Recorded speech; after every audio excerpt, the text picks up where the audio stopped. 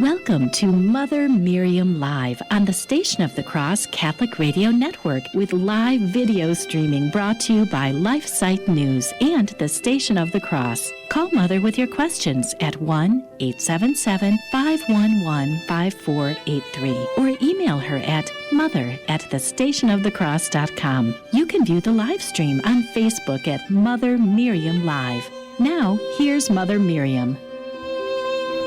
Good morning, beloved family. Good to be with you. It's always, always, always good to be with you. Good morning all over the world and our new family in Grand Rapids, Michigan, Holy Family Radio. We send our love and our greetings to everybody. I have not read, I brought it up to read here. Yesterday on LifeSite News, Bishop Paprocki has issued a pastoral guidelines for the entire gender confusion situation. And he is one outstanding bishop, and he compromises on nothing. And we need to get on our knees and thank God for such bishops. And I want to read this because the article in LifeSite, I'm going to read it with you actually, because there are a number of priests and bishops who have given in. I remember one call we had from a teacher in a school. They were preparing, in a Catholic school, preparing the children for Holy Communion, First Holy Communion, 7, 8 years old. And one boy came to school and said he's a girl and he wanted to wear a dress to Holy Communion and be with the girls. And the teacher, no one in the school was going to counter that, and he went to his bishop, and the bishop wouldn't counter it either. It's very grievous. So, dear parents, don't stop parenting. Priests, bishops, we beg you to not be afraid, to not simply want to keep the peace. Our Lord's commission to us is to bring the gospel to every creature, not to keep the peace, and oftentimes, the truth hurts and can separate people, but as teachers of the faith, we cannot, because then we destroy souls. So the article is titled in LifeSite News just yesterday on the Feast of Our Lady of the Lord. U.S. Bishop declares, quote, a person cannot change his or her gender, end quote. And he's given new pastoral guidelines, and he's printed them here. And so Bishop Paprocki, I don't know if the entire document is quoted, but I'm going to read what was written on LifeSite News. While the diocese, and that's the Diocese of Springfield, Illinois, while the diocese encourages professional counseling for those who suffer from gender dysphoria, Bishop Paprocki has made clear that certain policies regarding the Diocese of Springfield are non-negotiable. And I think they've extracted this from his written guidelines. Number one, all persons will be addressed and referred to with pronouns in accord with their biological sex. And I would beg every one of you, if a girl comes to me and tells me she's a boy, or a man, I'm not going to call him a man. I'm not going to say he. I'm not going to do it. I'm not going to go in with his destroying or her destroying herself. I'm not going to do that. Not to cause an argument, but we can't change what God has done. There's two sexes, which means two gender. The word gender is relatively new, but there's two sexes, male and female. God made them. God made man, M-A-N, and he made man, male and female. Genesis, you can read that. He made man, mankind, male and female. I don't even like saying humankind. I grieve at traditional publishers who have given into that and say humankind. It's mankind. There's nothing wrong with that. And he's made man, male, and female. There's nothing else, no matter what someone just wants to be, no matter how someone destroys their body. And so many transgender people regret what they've done, and they've mutilated themselves now, or let themselves be mutilated, and there's nothing they can do about it. And now they regret it. They can't go backwards, but they can. But they you won't be able to have a family and such. It's utterly tragic, and in some, I don't know if it's some states or some countries, I think one particular country, they have passed a law that transgender people who want help and counseling to reverse what they've done, it's against the law to counsel them because there's nothing wrong with it. In the eyes of the government. And so it's very serious. So first, Bishop Paprocki's point is all persons in the Diocese of Springfield will be addressed and referred to with pronouns in accord with their biological sex. Secondly, all correspondence, documents, and records will reflect the subject person's biological sex. And thirdly, excuse me, all persons will use bathrooms and locker rooms that correspond with their biological sex while on diocesan or parish property. Bless you, Bishop Paprocki. This is such an awful, awful situation. And it goes on to say these directives apply not only to diocesan schools, but to all church employees and volunteers. The clear statement of policy is timely as Catholic schools and other diocesan entities increasingly face situations that challenge previously unquestioned, widely accepted norms. Quote from Bishop Paprocki here. In an aggressively activist political climate, often fueled by social media, our pastors, principals, and administrators of parishes, schools, and affiliated groups and institutions deserve the clarity and protection of a consistent diocesan policy on the matter of gender identity. That's straight from Bishop Paprocki. And he goes on to say this, quote, such policy protects our leaders from being forced to sort through these complex and sensitive matters reactively under the pressure of inevitably sensitive situations. Such policy also protects our leaders at the local level from being pressured and intimidated on the basis of what is believed to be their own personal interpretation and opinion. Bishop Paprocki is taking a preemptive, the article says, a preemptive stance to ensure that Catholic schools do not follow the path of celebrating and accepting transgenderism that public schools in his state have chosen. Bishop Paprocki explained that the document was developed due to increased pressure on Catholic schools and other institutions through the courts and legislators requiring schools to allow boys who believe they are girls to use girls' restroom and locker room facilities and play on girls' sports teams and vice versa.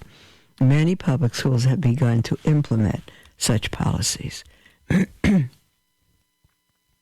While acknowledging that gender dysphoria is a real psychological condition in which a biological male or female believes he or she is the opposite gender, Bishop Paprocki said, it is of paramount importance to handle such situations with a gentle and compassionate pastoral skill and concern.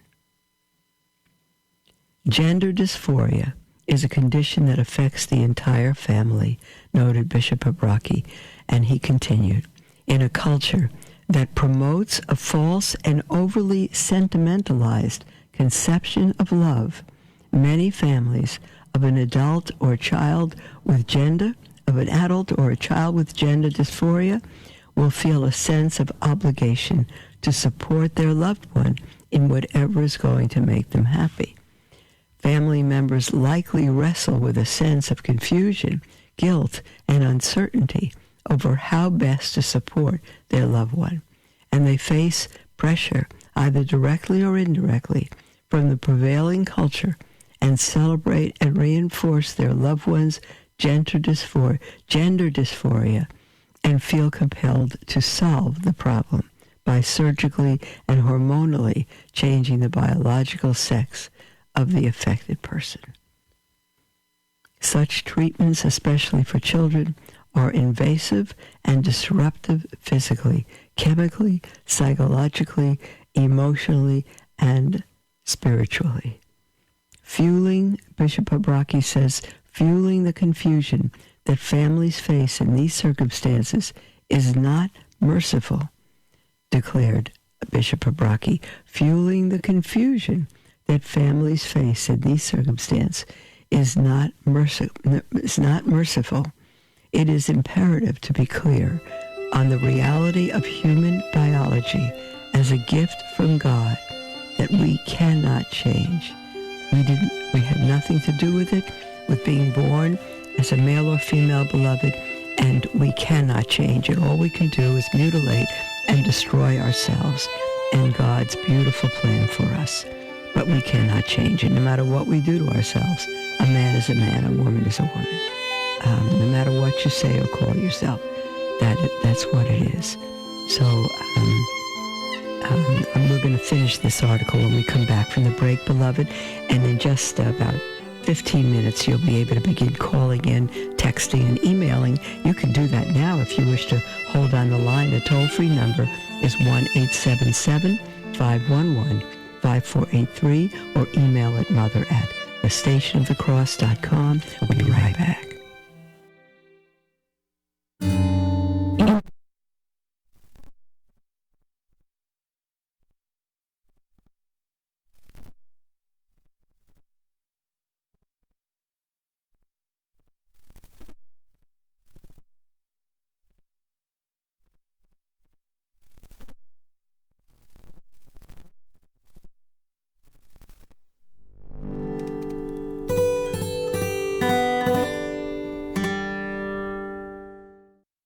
The future of the family is grim. As Our Lady of Fatima said, the final battle will be for the family. It truly seems as though we are in the heat of this final battle, and we need your help. Our mission at LifeSite News is to educate and activate readers with the information they need to defend life and the family and restore Christian culture. We are currently the most popular pro-life website on the internet, with over 40 million unique users every year. And we've been experiencing an even bigger reach than ever this year. But we need your help to reach more of the 7.7 billion people on Earth if we're to truly succeed in changing the culture. Please consider donating to help our mission of promoting the culture of life and fearless defenders of the faith like Mother Miriam. Visit give.lifesite.news.com to give today. Thank you for your support. This is Father Jacek Mazer. Please join me in prayer to Saint John Bosco. O glorious Saint John Bosco, obtain for us from our Lord a holy love for young people, in order that we may generously spend ourselves in supporting them against the snares of the devil, in keeping them safe from the dangers of the world, and in guiding them, pure and holy, on the path that leads to God. Amen.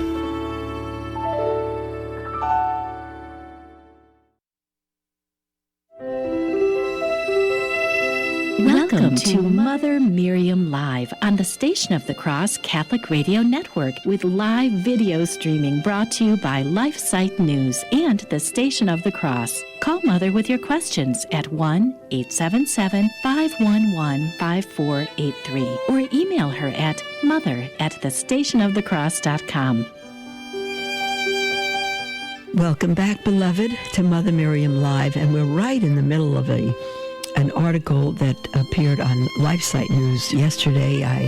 On their online LifeSite News edition, and they summarized a paper guidelines that Bishop Paprocki of Springfield, Illinois, wrote on the whole gender dysphoria situation, and we're right in the middle of that. Let me continue. And immediately after the next break, we'll begin to take your calls and emails and texts. And this continues. This is Bishop Paprocki's words. The Catholic Church teaches that the removal or destruction of healthy sexual and reproductive organs is a type of mutilation and intrinsically evil. Beloved, if you're a parent and you want your child to feel loved, and your boy says he's a girl, or your girl says she's a boy, you want her to feel love, you want to respect her and say, well, she'll grow out of it in time, or whatever it is, you are leading your children into mortal sin. It is intrinsically evil. It's extremely sinful. It's something that you must go to confession about. And Bishop Paprocki says, procedures, surgeries, and therapies designed to assist a person in transitioning his or her gender are morally prohibited. Every man and woman should acknowledge and accept his sexual identity. You know, and if you say, well, I want to respect my boy, you need to teach your boy that he's not respecting God who created him. Bishop Paprocki continues, it must be clear, dear bishops, I wish every single bishop did this. It must be clear that our schools and church institutions, including sacramental records and school records, will refer to such persons with the gender pronouns, along with bathroom and locker room use and sports activities that acknowledge their God-given biology. Bishop Paprocki continues, some families may not be willing to agree with this approach, and we need to respect their freedom, he continued, but they must likewise respect the Church's duty to adhere to revealed truth if they are to participate actively and fully in our faith community, especially our Catholic schools. So there might be children in Catholic school and they're not Catholic. Their family's not Catholic. They may disagree. Well, they're free to disagree, but they're not free to continue in the Catholic school and do anything opposed to the moral laws of the Church. A student, quote, a student of any Catholic school who insists or whose parents insist on open hostility toward or in defiance of Church teaching, or who otherwise intentionally violate this policy, may be expelled. That's from, end quote, from Bishop Paprocki. And then the article goes on to explain, enraged pro-LGBT Catholic groups launch petition, want bishops to chastise Bishop Paprocki. Oh my goodness.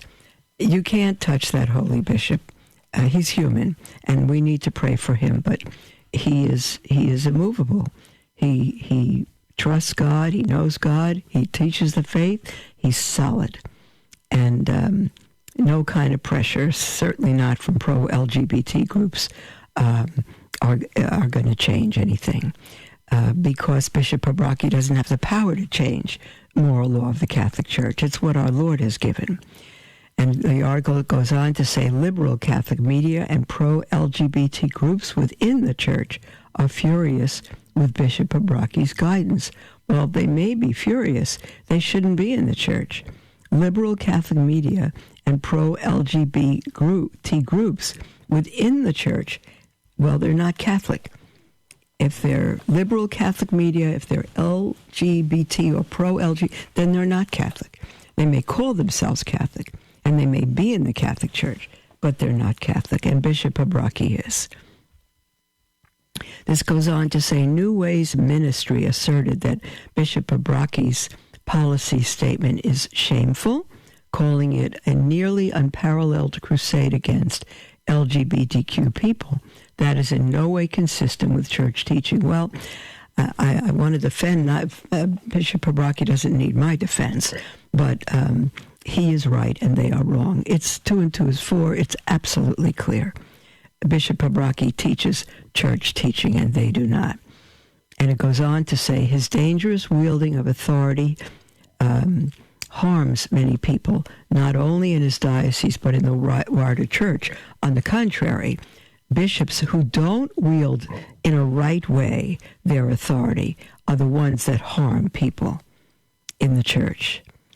And New Ways Ministry continues to say, while bishops are loath to criticize one another publicly for the good of the people of God, Bishop Paprocki's Episcopal peers must condemn his approach to LGBTQ people. No, they must applaud it. They must applaud it, New Ways Ministry, and they need to follow it, because you can't have a better example. Dignity USA launched a petition against Bishop Paprocki's pastoral guidance, averring that the, quote, onerous new policy seeks to condemn and isolate transgender and non-binary people and their families. Everything they're saying, it's the opposite. He doesn't seek to condemn. He's seeking to morally save them, and he seeks to isolate them. No, he seeks to not isolate them. The girls should be together, boys should be together with a family of God. He doesn't seek to isolate them at all. He wants them to be who they are and not be isolated. There's another last note here is that Jamie Manson, a columnist for the liberal National Catholic Reporter, who identifies herself as the well, I don't think I even want to read this publicly, but it's immoral.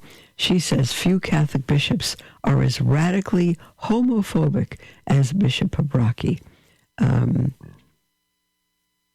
now he has trans kids in his crosshairs. That's just so. If you're not transgender, then Bishop Paprocki is against you, or if you are transgender, he's telling you that you're that we want to isolate you and all of that. It's the very, very opposite. We want to bring you back home, bring you back to God's love, to God's design, and not have you go off in these really awful ways, because you come back home and you'll be very happy again, and then in a week or so, you'll be miserable again. I have heard from so many people lately that truly are miserable because they've had operations and they don't know where they fit anymore. They want to go back to where they were, and they feel doomed that they can't even go back to it. So a bishop like this, who's warning people, who sets a consequence on them, that's why I so clearly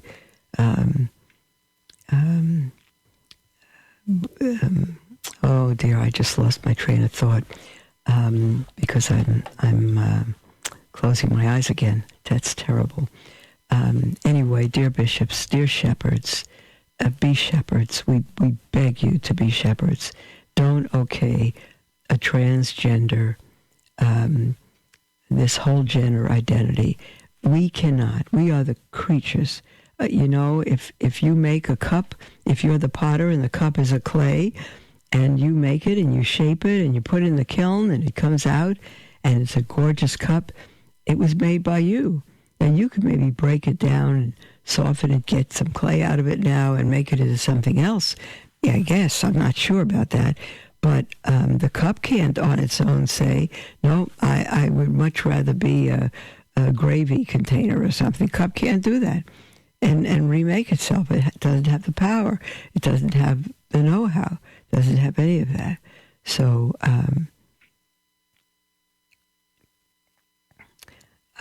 I would beg you all, learn who you are. St. Francis de Sales, who's one of our patrons, says, be yourself and be that well.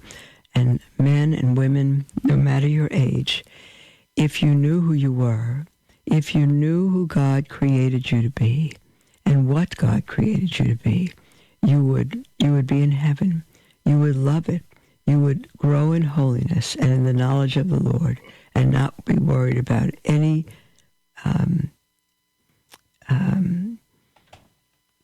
single person trying to convince you otherwise. You are loved by God. You are made by love. You are made for heaven.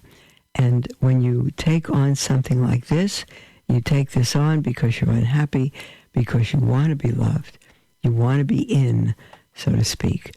But if you don't take it on, then you really can take on the in thing, so to speak. And you'll see right away that they are started and fulfilled by very unhappy, angry, immoral souls who have lost their way. So when I watch the women's march and I see rings in their nose and their ears and everything else, and their angry faces, and it's such a grievous thing to me, such a grievous thing. And to see on the news that this boy, who's already won 3 marathons, now that they know that he came out as a girl, he's going to run in the women's marathon, and he's going to beat them all because men have muscles that women don't have. It's a tragic thing, beloved. I know. So, okay, we're going to come up on our break fairly soon. And I'm going to give you the number and the text and the email. The toll-free number is 1-877-511-5483. And you can text at that number as well. Hang on a second.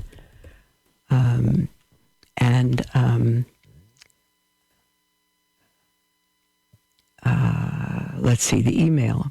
Yes, the email, dear ones, is mother@thestationofthecross.com. We have a call. We may not have time to take it before the break, but Stephen in California, are you there, dear brother? Yes, I am. Hi, I'm glad you called in. We may be interrupted by the break, but go ahead and give it a start.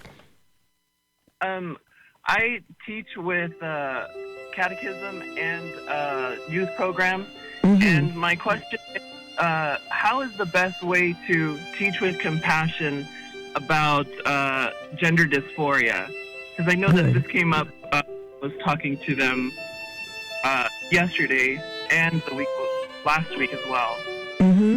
Okay, good, Stephen.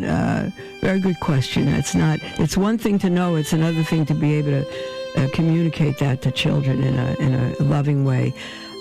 We'll be right back from the break, Stephen, and then we'll speak further, and we'll take any of your calls, toll-free 1-877-511-5483, or email at mother@thestationofthecross.com. We'll be right back.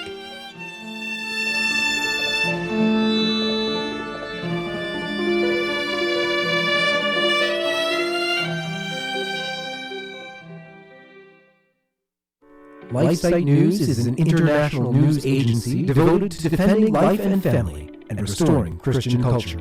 We aim to educate and activate our readers with the information they need to fight the most crucial battles of our day, in their churches, workplaces, and families. Our motto is Caritas in Veritate, love in truth.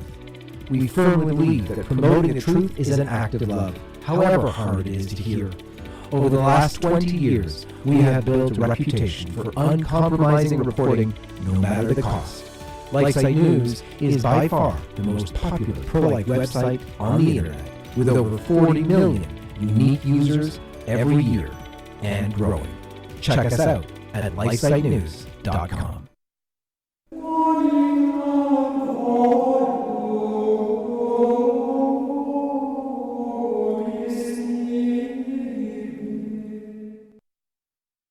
Users of iCatholic Radio are leaving inspiring reviews in the iTunes. Margin says, my...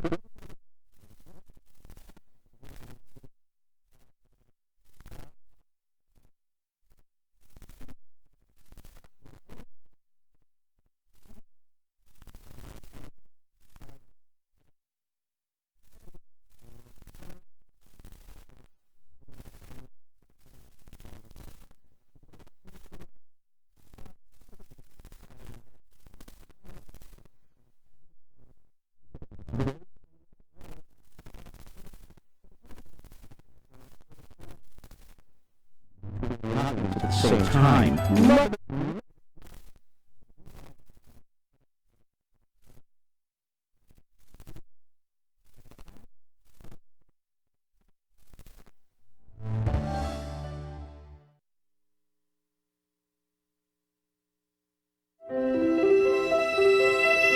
Welcome to Mother Miriam Live on the Station of the Cross Catholic Radio Network with live video streaming brought to you by LifeSite News and the Station of the Cross. Call Mother with your questions at 1-877-511-5483 or email her at mother@thestationofthecross.com.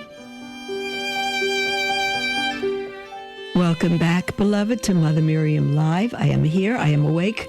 And we have a half hour all to ourselves. So feel free to call in toll-free with anything on your heart. It does not have to be our subject, but yours.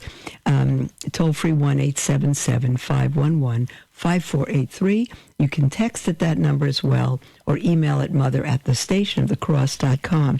We began to talk with Stephen in California just before the break. Are you still there, dear one? Yes. Oh, I'm so glad. So you're saying you teach at a Catholic school? I teach catechism in the evening to kids. They're in 5th grade.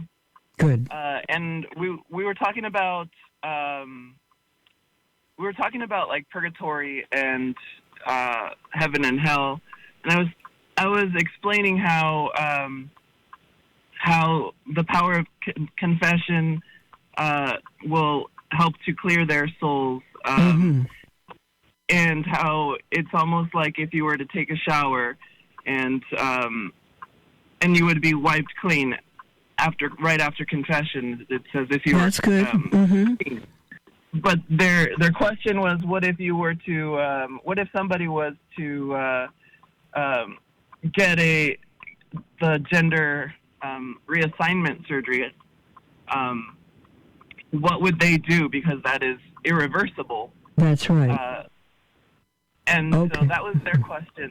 That's quite something. 10-year-olds, 5th grade. You see how widespread this is? It's just awful. You know what? I would answer them by having them work it out, helping them to think. And I would say to them, who created us? Of course, God. I mean, if you're talking to 10-year-olds, I'd let them come to their own conclusion, so it's a teaching. It's not just what Mr. Stevens said, who created you, God? How many genders did God create, or you could use sex, how many, and if they said, well, we're not sure, then I would get the Bible and open it up to Genesis and have someone read that and say, what do you think? Well, it says he made male and female. I'd say, well, how many are those? There's 2. And who is the creator? God. Is there anyone else who can create a human being? Well, no, So if God creates a human being, that human being is forever. And if that human being is dissatisfied with who he or she is, if they change some physical features, can they stop being what God has made them? In other words, I would just bring them through it, because they can't. Because externals don't determine who we are. It's the whole body and soul together. God has created us. And so there are babies that are born deformed, missing parts and all of that, but they're still male or female, you see. So I would take them through it and say that if someone has so-called transitioned, or they haven't, but if they've gone ahead and had surgery, whatever it is, it cannot be reversed. But what we are cleansed from in the confessional is not the temporary effects of sin, which, if someone mutilates themselves, they remain mutilated. If you break a window, you go to confession for the sin of breaking the window, but it doesn't, you're washed clean, as you said, in the shower. The shower has to do with our soul, but not with the externals. And so a shower cleans the dirt off us outside, but it doesn't clean the dirt off us inside. And so confession does that inside, but the outside remains the same. So if someone breaks a window, they go to confession, they're forgiven. But the window is not magically changed or repaired. They need to make reparation by replacing the window. Well, in gender transition, if someone's had surgery, they can't reverse that. They can't do anything about that. But they're forgiven, which is the issue. They are clean before God. Now they have a mutilated body, and they're going to live with that the rest of their life, because there are certain effects of sin that we just can't reverse. And they're going to need to accept that, accept a bad choice. And they're going to live with that. And they need to trust that if they've confessed it, that they are forgiven, and that God, who is perfect in his ways, works all things together for good. And so maybe that person who can't reverse the outward effects can be a real help to others, just as women that have had an abortion can be a help to other women. Thank you very much. Is that, That does help very much. It does. Okay. I like some of your points there. Thank you very much. I also have another question, if that's okay. Sure, Stephen. I also help with a youth group where we were talking about, it's along the same lines, but it's more with just homosexuality and gender, or in more specific. And I gave a talk about marriage being only between man and woman, and that that the act of marriage is specifically for marriage, but it doesn't mean that the church hates on people with same-sex attraction or gender dysphoria, for that matter. They hate the sin. Yeah, right. We hate the sin, but not the person. Right. And I was trying to explain that, but a lot of them started to, later on I kind of found out from some of them that they were starting to think that that homosexuality was okay, like that we should just be loving and Yeah, you've got to make it very clear to them. It is not okay. It is intrinsically disordered. It is evil. It is against God. You could show them in the Old Testament that people show them about Sodom and Gomorrah. People were put to death. God put people to death for sodomy. That's how the word came to be, from Sodom and Gomorrah. And you can show them where in Scripture that the Apostle Paul wrote that neither murderers or thieves or homosexuals or gossips or slanderers will get into the kingdom of God. You can show them those things. They may not fully understand it, but you can show them those things. It is not a physical reversal like transgenderism, but it is, again, a destruction of God's design for man and woman. And so it is evil, it is gravely sinful, and it is, as any other distortion, very, very, dangerous for the body, dangerous for their soul. No one can be happy until they come to understand who they are and what God has made them for. And God has made us for love, to love and to be loved. And what happens in a homosexual union is that people are trying to fulfill a very legitimate need in a very illegitimate way that will only destroy them. I'm looking up the definition of dysphoria, and it would apply to homosexual behavior and relationships. It says dysphoria is a profound state of unease or dissatisfaction in a psychiatric context.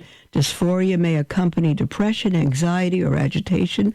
The term is often used to refer to gender dysphoria experienced by people whose gender identity does not align with their assigned sex. Now, in this case, a man wants to be a woman wants to be a man, but if two men get together or two women get together, it's very, very disordered. and they're going against their bodies and what God has designed them for. So I would make it very clear that we all deserve hell, and that God loves everyone, homosexual, heterosexual, everyone. But he hates sin, and he died for sin. And so homosexuality is sin. It's very grave. And so do we welcome homosexual people to church? The answer is no. In my mind, I know a lot of people are going to come at me for this. Only we bring people into church, homosexual, Muslim, Jewish, transgender. We bring people who are not Catholic, who are not living a Catholic life, regardless of what they call themselves. If they want truth, if their heart is open to truth, not to bring them into the community. The Apostle Paul writes to the Thessalonians that we need to admonish some people in a loving way, and if they don't change, we need to put them out of the church. We need to put them out of the parish, out of the community, so they experience life without the fellowship of God in his people. We have to do the opposite. But if someone wants to turn their life to God, yes, please come to church with me, and we'll go out to lunch, or we'll do whatever, and we'll talk about it. Perfect. Good. Thank you so much for that. Good. Don't be afraid to be clear. That's why people are so confused. We're afraid to offend anyone, and the fact is, in not offending people, we're offending God, and we're destroying them by not being clear. Right. Okay. Thank you so very much. You're welcome. Please pray for the youth in our area. In California, We have to pray Here, for that whole state. It's in bad shape. Indeed. I know. All right, Stephen, God bless you. We have Kenneth from Mexico, New York. I didn't know there was a Mexico, New York. Hi, Kenneth. Hi, Mother. Hi. First of all, thank you. Bless you. I am a returning Catholic. Oh, beautiful. Welcome home, dear brother. Welcome home. How long have you been away? I've been away for 2 years, but I've had a struggle for a long time. Problem being, I'm an astrophysicist. I teach And forget, astronomy. God doesn't know a thing about science, so forget that, right? Well, of course not, And I'm working my way back. I found a wonderful book. I don't know if you've read it, 5 Proofs of the Existence of God by Dr. Fesser. And it seems to be addressing the issues. Summing up Thomas Aquinas? Yes, he's bringing up Thomas Aquinas, the Aristotelian proofs, and so forth and so on. Good. But you've been there before. What advice do you have to keep me on this road? I miss the Eucharist more than anything, and throughout this whole departure that I've had from Mother Church, I have always missed. I kept on telling my wife, gosh, I just miss the Eucharist. It's the most beautiful person I've ever seen. Kenneth, the Eucharist has missed you. So what do I do to stay on the road? I'm saying my rosary every day. And you went to confession. You went to confession, right? Yes, Mother. And you are, is your wife Catholic? Yes, Mother. Oh, blessed be God forever, Kenneth. You hear that music? It's just going to be a short break. Can you hang on? And we'll talk after the break? All right, good. God bless you, Kenneth. And we'll be right back. And, beloved, it'll be our last segment. We'll have a good 15 minutes or so, or maybe a little less. Give a call in. And that's the Jewish way to say give a call. Toll-free 1-877-511-5483 or email at mother@thestationofthecross.com. We'll be right back.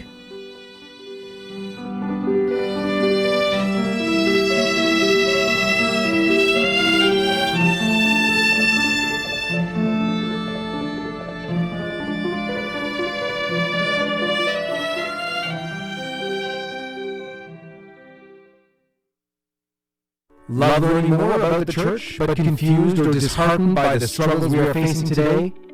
Follow LifeSite News Catholic on Facebook, Twitter, or sign up for LifeSite Catholic emails and stay up to date on the constant stream of news about the Catholic Church.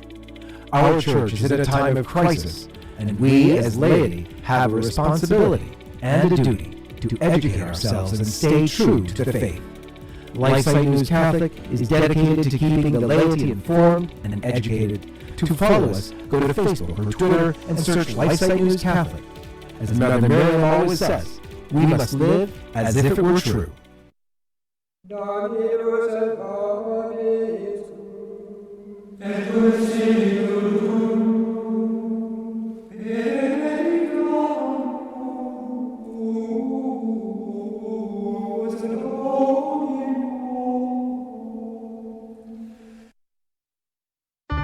If you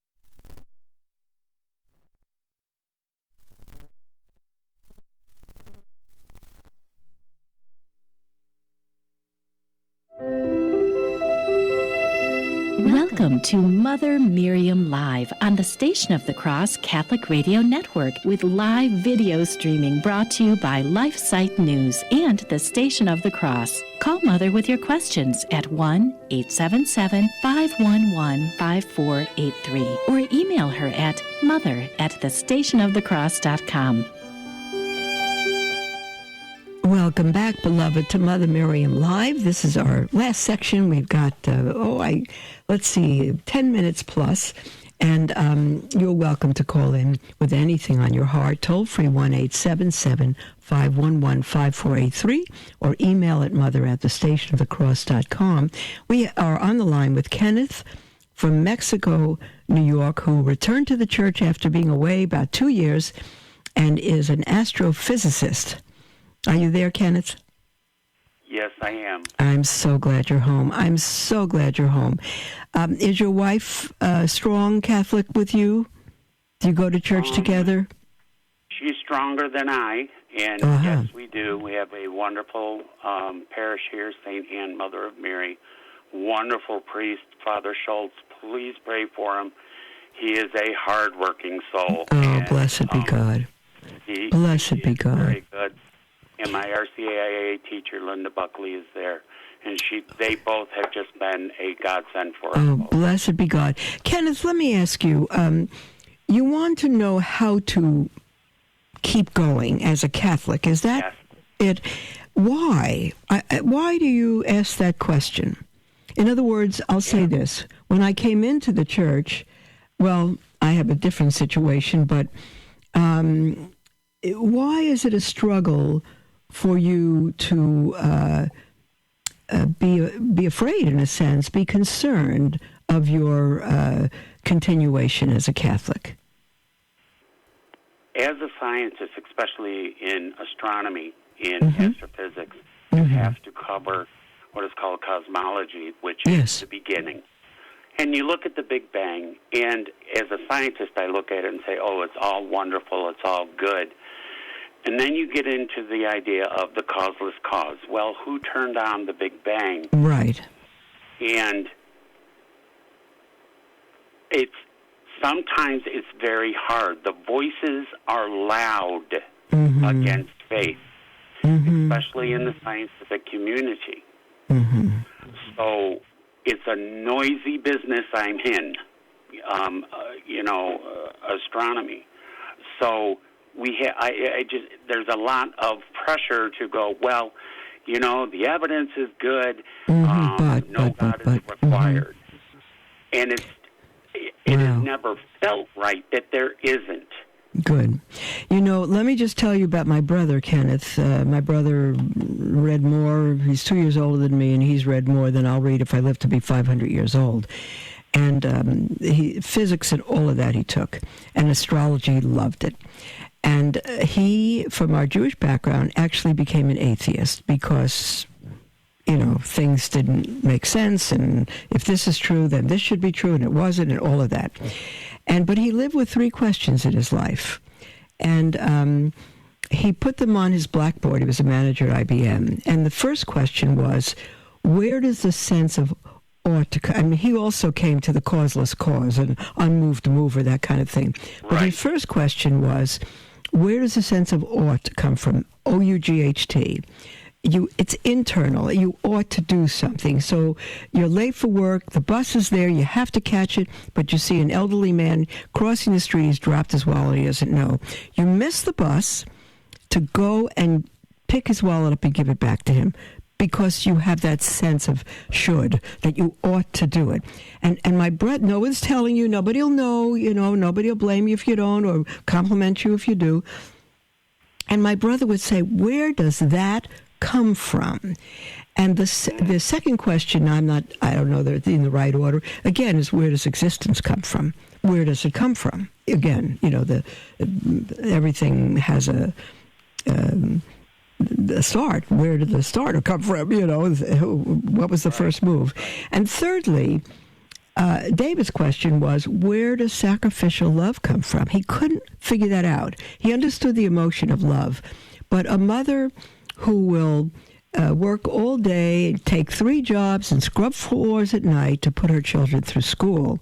He said, where does that kind of love, where does it come from? And he could never answer those questions, and then God did quite a miracle in his heart. And there was no question that God existed and was the answer to every single question he ever had. He was Catholic 16 years before me. But did you ever hear of a man named Stanley Yaki? He's a priest now, Jaki. No, I have not. Okay, I'm gonna say, do you have children? No, we have one daughter. I have a stepdaughter. Okay, how old is she? 40, but I have a granddaughter too. What's that? You have a granddaughter. Well, that's great. Well, here's what I'm thinking.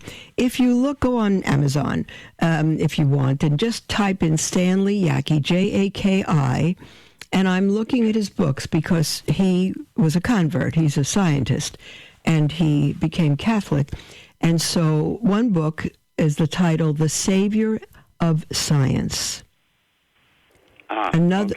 Another book is Science and Creation, From Eternal Cycles to an Oscillating Universe. And there's also The Universe and Creed, all by him. And there's a children's book that I've never seen, but I'm looking at it, and it's it's not by him at all. The title is Indescribable, 100 Devotions for Kids About God and Science. So sometimes children's books could be helpful to us. So I don't know, but he's a good name to look up. And off the top of my head, I can't think of any other.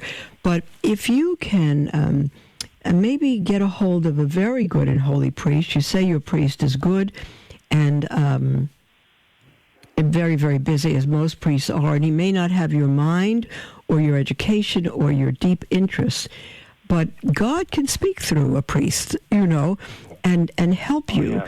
My brother is an intellect, and nobody, when he was looking into the Catholic Church, he was hardly looking into it. He would ask everyone 1,000 questions.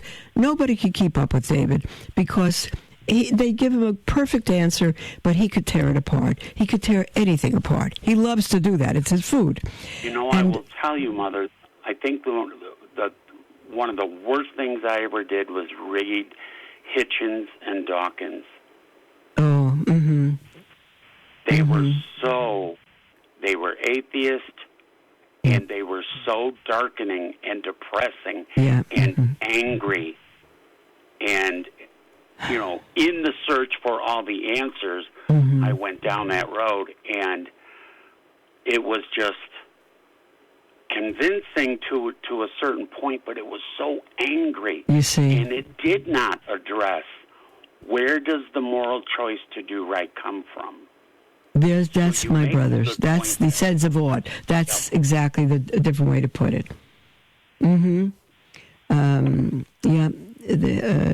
So, like, Mother, I shan't take up all your time. You've given me some good direction. I only have one more request. Go ahead, sir. You pray for me because I'm praying for you. Thank you for your program. I love you for that. Thank you so much for praying for me, and we will pray for you, Kenneth. We will.